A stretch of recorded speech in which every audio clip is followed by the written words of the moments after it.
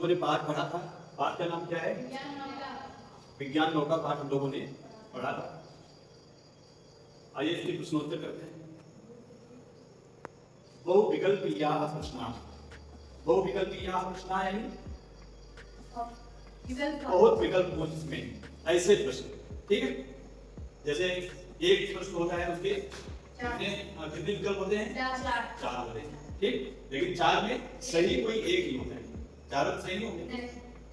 तो जैसे पहला प्रश्न है विज्ञान नौका पाठः कस्मात् ग्रंथात् संकलितः। इसका मतलब क्या होगा? विज्ञान नौका पाठ किस ग्रंथ से संकलित है अथवा किस ग्रंथ से लिया गया है। सब लोग बोलो क्या मतलब होगा इसका? विज्ञान नौका पाठ किस ग्रंथ से लिया गया है, ठीक है। सही उत्तर क्या है इसका? तदेव गगनम। ये इसका उत्तर सही है। तदेव गगनम सैव धरा। जोर से बोलो। तदेव गगनम सैव धरा इति कविता संग्रहात्, यानी कि इस कविता संग्रह से लिया गया है। क्या लिया गया है? विज्ञान नौका पाठ लिया गया। समझ आए? आगे बढ़े। प्रश्न नंबर 2 है श्री निवास रथस्य कविता संग्रहम चिनुत। अच्छा 2 नंबर है श्री निवास रथस्य जन्म कुत्र अभवत्। क्या मतलब है इसका? सिंपल है, सरल है। कठिन है क्या? सुनाने कठिन है क्या? श्रीनिवास रथ का जन्म कहाँ हुआ था, ठीक। तो जन्म कहाँ हुआ था? उड़ीसा में जन्म हुआ था इनका। किनका जन्म हुआ था उड़ीसा में? प्रोफेसर श्रीनिवास रथ का जन्म कहाँ हुआ था? उड़ीसा में हुआ था। आगे बढ़ते हैं। 3 नंबर श्रीनिवास रथस्य कविता संग्रहम चिनुत। श्रीनिवास रथ का क्या है? चिनुत यानी चुनिए। चिनुत यानी चुनिए। तो आगे बढ़ते। श्रीनिवास रथ का कविता संग्रह चुनिए। कविता संग्रह क्या है? तदेव गगनम सैव धरा। इस कविता संग्रह से यह पाठ लिया है। तदेव गगनम सैव धरा कविता संग्रह कस्य रचना। अब ये किसकी रचना है? वही बात इधर उधर घुमा घुमा के पूछ रहा है ना। अब तुम लोग बोलो, जोर से बोलो। तदेव गगनम सैव धरा ये जो कविता संग्रह है ये किसकी रचना है? जोर से बोलो। श्रीनिवास रथस्य। षष्ठी विभक्ति इसमें लगा दोगे। श्रीनिवास रथ की ऐसा बोलते हो ना। किसकी रचना है तो क्या बोलोगे? श्रीनिवास रथ की। तो उसमें षष्ठी विभक्ति लग जाएगी। अगला प्रश्न है पाठे का दरिद्रीकृता, ठीक। तो पाठ में किस चीज को दरिद्र बना दिया गया? तो सही उत्तर है संस्कृतो ध्यान दूर्वा, यानी कि जो दूब थी वो भारतीयता की जो पहचान थी उस दूब को घरों में लोग लगाना छोड़ दिए हैं। अगला प्रश्न है निष्कुटेषु का आहिता। निष्कुटेषु यानी अपने घरों में किन चीजों को लोग ले आए हैं? तो किसको ले आए हैं? कंटकिनी। कंटकिनी मानी कैक्टस, कांटे वाले पौधे अपने घरों में लोग लगाना शुरू कर दिए हैं। अगला प्रश्न है आधुनिक युगे कस्याः अवलंबः न चिन्त्यते। आधुनिक युग में किसका लोग सहारा नहीं लेते हैं? किसका सहारा नहीं लेते हैं? आधुनिक युगे कस्याः अवलंबः न चिन्त्यते। किसके सहारे की लोग चिंता नहीं करते हैं? स्वार्थ की तो करते हैं, स्वार्थ की पूर्ति हो ये हर व्यक्ति करता है, ठीक है। किस चीज की नहीं करते हैं? पर रक्षाया, दूसरों की रक्षा कैसे हो, है ना, इसकी चिंता नहीं करते। विश्व शांति प्रयत्नेषु का उपास्यते। विश्व शांति के जो प्रयत्न हैं उनमें किसकी उपासना की जाती है? तो किसकी उपासना की जाती है? विश्व बंधुत्व। विश्व बंधुत्व यानी पूरे विश्व में भाईचारा हो, है ना, वसुधैव कुटुंबकम की भावना हो, है ना। इसीलिए विश्व शांति के लिए विश्व बंधुत्व की आवश्यकता होती है। ठीक, जनई अहर्निशम का सेव्यते, जो मनुष्य हैं वो हरदम किस चीज की सेवा करते हैं अथवा क्या चीज उपभोग करते हैं वर्तमान समय में? जनई अहर्निशम, अभी वर्तमान समय में लोग किसकी सेवा कर रहे हैं? यंत्र। अभी तो विज्ञान का चर्चा तो विज्ञान की चल रही है ना?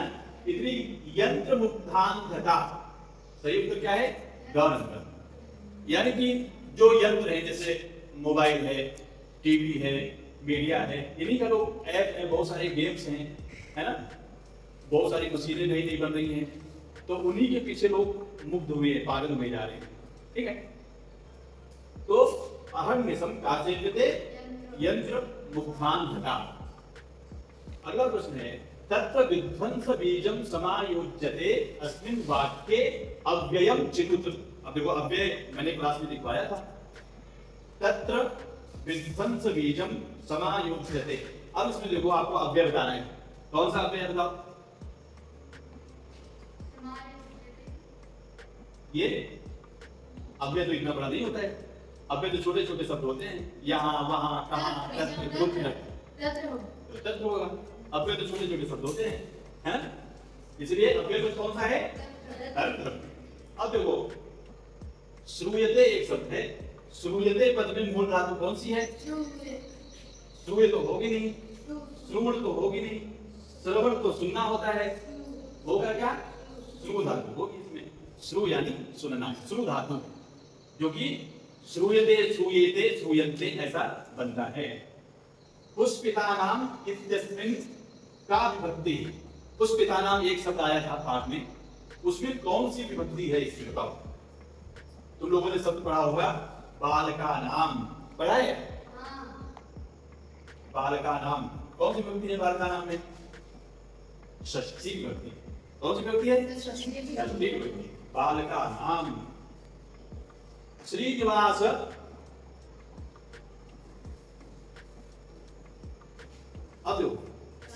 श्रीनिवासः कस्मिन् विश्वविद्यालये उच्च शिक्षां प्राप्तवान्? बहुत सही। श्रीनिवास किस विश्वविद्यालय में उच्च शिक्षा प्राप्त किए थे? तो किस विश्वविद्यालय में किए थे? काशी हिंदू विश्वविद्यालय। जोर से बोलो, काशी हिंदू विश्वविद्यालय, जो कहां पर है?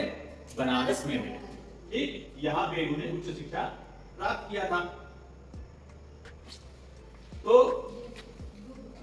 दूर्वा पदस्य अर्थम चिनुत, दूर्वा पद का अर्थ चुनना है, तो दूर्वा पद मतलब ऋणम, और बता भी दिया कि यहाँ पे दूर होती है। ठीक, अहर्निशम पदे का समासः?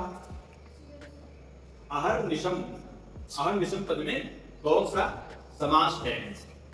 बताओ कौन सा समास है? अहर्निशम जैसे प्रतिदिनम होता है, दिनम दिनम प्रति प्रतिदिनम, उसी प्रकार अहर्निशम। ठीक, जैसे प्रतिदिनम यहाँ पे आ गए, प्रतिदिनम कौन सा समास है? प्रति अव्यय है, प्रति शब्द अव्यय है, इसलिए इसमें भी कौन सा समास है? अव्यय भाव समास है। अब देखो ये तुम लोगों ने पढ़ा है, कृता में कौन सा प्रत्यय है? जल्दी बताओ, कृता में कौन सा प्रत्यय है? बताओ आदर्श। इक्त्वा। हैं? इक्त्वा। इक्त्वा तो होगा नहीं, तुम तो होगा नहीं, ये तो गेस कर रही हो, गेस करना नहीं है, तब तो होगा नहीं, इक्ता ही होगा। क्यों होगा इक्ता? क्योंकि कृता है इसमें, कृता में का था और ता था, तो का तो लोप हो गया, अंत में क्या बचा? ता ही बचता है ना? तो कृता। इसके बाद में स्मशानेषु पदे का विभक्ति, स्मशानेषु में कौन सी विभक्ति है? जैसे बालक शब्द में बालकेषु, उसी प्रकार स्मशानेषु में भी सप्तमी विभक्ति है। ठीक, वाटिका से पर्याय पदम चिनुत, वाटिका का पर्यायवाची शब्द चुनिए। उद्यानम, बहुत सही, जोर से बोलो, उद्यानम। वाटिका मतलब क्या होता है? उद्यानम, बगीचा। ठीक है, अब देखो ये भी प्रत्यय तुम लोगों ने पढ़ा है, बंधु प्लस इक्त्वा, बंधु प्लस ये इक्त्वा वाला त्वा नहीं है, ये त्वा प्रत्यय ही है, ठीक है। तो कौन सा क्या होगा बताओ, क्या होगा, बंधुत्वम, त्वा प्रत्यय लगेगा क्या हो जाएगा, बंधुत्वम है। समानीयते इति पदे कहा लगाया, समानीयते पद में कौन सा लगा है, तो इसमें लट लगा है। गुरुणाम पदे कौन सी विभक्ति, गुरुणाम पदे काल विभक्ति, जैसे तुम लोगों ने ऊपर किया था ना षष्ठी विभक्ति, उसी प्रकार इसमें भी गुरुणाम में कौन सी विभक्ति है, षष्ठी विभक्ति। रामानाम, बालकानाम, गुरुणाम सभी में षष्ठी विभक्ति बहुवचन, ठीक है। आधुनिक युगे कस्या संभावना अधीयते, आधुनिक युग में किसकी संभावना है, कुरुक्षेत्र नहीं, तारका युक्त संभावना है ना, ये हम लोगों ने पढ़ा था, तारका युक्त संभावना। पाठानुसारम अंतरिक्षे का अनुसंधीयते, पाठ के अनुसार अंतरिक्ष में किस चीज का अनुसंधान हो रहा है, जीवन नाश का नहीं हो रहा है, विश्व शांति का भी नहीं हो रहा है, क्रीड़ा कुशलता का भी नहीं हो रहा है, जीव रक्षा का हो रहा है। जीवन की रक्षा की संभावना लोग कहाँ कर रहे हैं, चांद पे कर रहे हैं, मंगल पे कर रहे हैं, ये तो बताया था कि लोग चंद्रमा पे जमीन खरीद रहे हैं, मंगल पे अपने यान भेजे जा रहे हैं, बार बार वहां क्या है, लोग रह सकते हैं कि नहीं रह सकते हैं, है ना। तो सही उत्तर है का। विज्ञान नौका समानीयते किंतु का विलुप्ता, विज्ञान की नाव आ रही है लेकिन ऐसी क्या चीज है जो विलुप्त हो रही है, बताओ। आकाशगंगा, ज्ञान गंगा, ज्ञान गंगा लुप्त हो रही है, ज्ञान की गंगा लुप्त हो रही है, ठीक। लोगों में जो वास्तविक जो ज्ञान होना चाहिए वो ज्ञान की परंपरा नष्ट हो रही है विज्ञान के आगे, ठीक है बेटा। आगे बढ़ते हैं।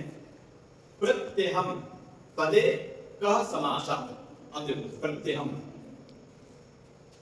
कौन सा समास बताओ,